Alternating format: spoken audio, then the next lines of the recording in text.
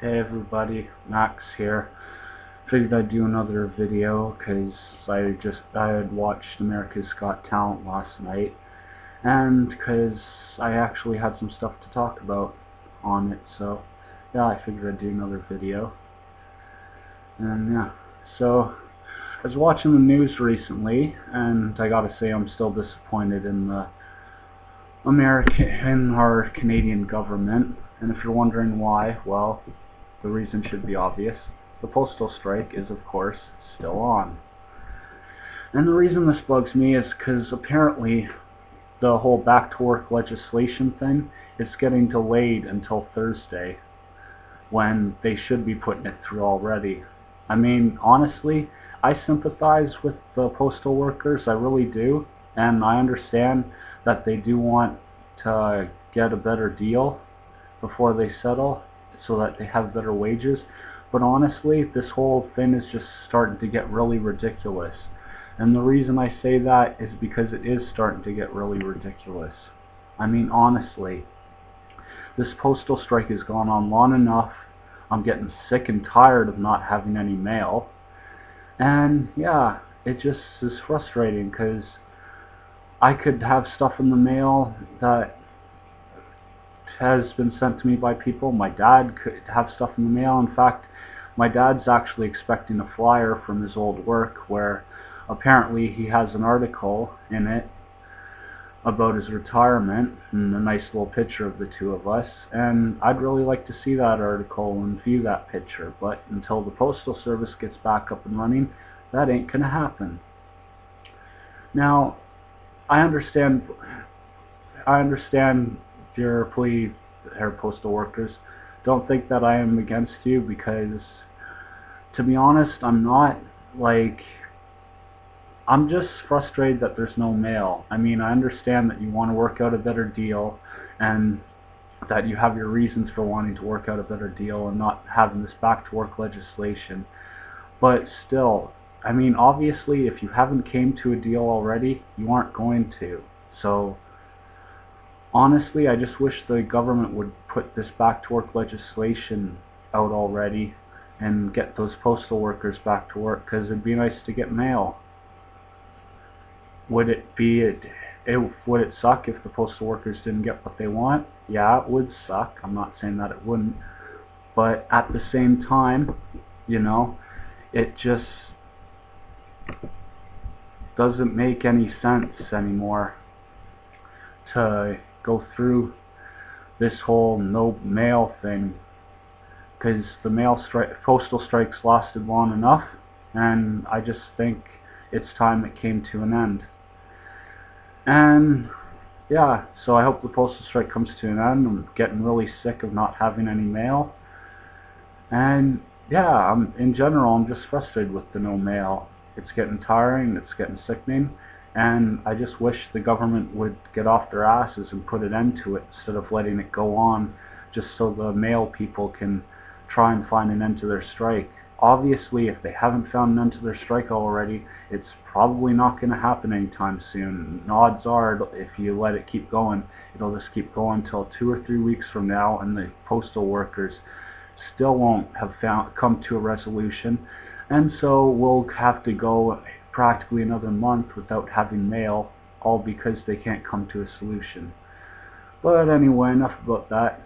I was watching America's Got Talent last night, well, at least most of it anyway, because I missed the first half because of being online for quite a while at the library, and I was talking to some people and I didn't get off for quite a while. It was actually the interesting thing actually happened to me on FB, which I'll talk about in a minute. But first, talk about America's Got Talent. From what I did see, it was pretty good last night. I mean, there was a husband and wife act that got through that I still don't get why they got through, because they weren't that great, but I guess they got through because Howie really wanted them to get through, and Sharon, of course, went with Howie because she's a pushover when it comes to peer pressure on the show, or at least it seems like that.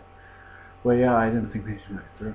Although one girl I did think deserved to get through, I think her name was Graceman.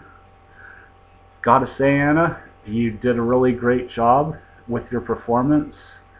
It's actually pretty impressive that a 10-year-old would have a singing voice like that.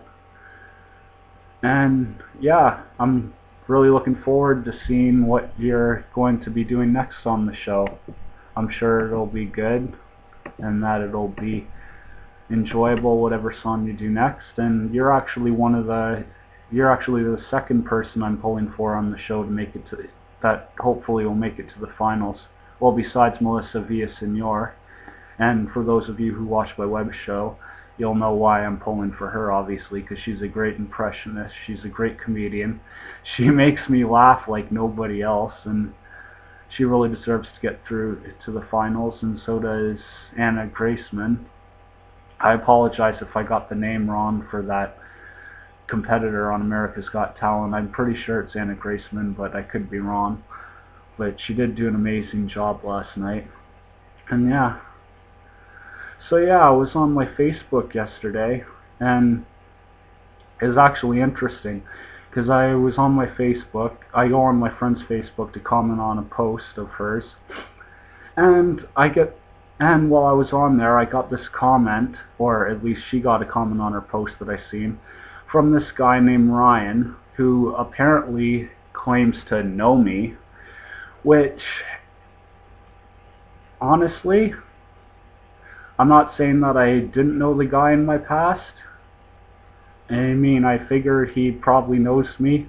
He probably did know me because he knew my actual name, so, and only people who know me usually know my name, so it's possible he could have known me. But the thing that frustrated me about him is the guy just didn't get the hint that I didn't remember him.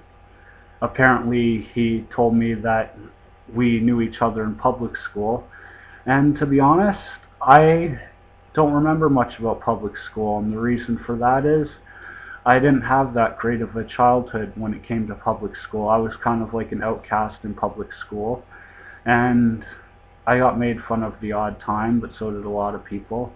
And for the most part, my public school experience blew. Not so much, whereas my high school experience totally rocked, because I was both friends with the popular and unpopular people. I was what you call semi-popular. But yeah, apparently he claimed to know me, and he just wouldn't get the hint that I genuinely didn't remember him. I mean, I wasn't saying that I didn't know him in the past. I could have known him in the past, but I just didn't genuinely remember the guy, and he couldn't get that.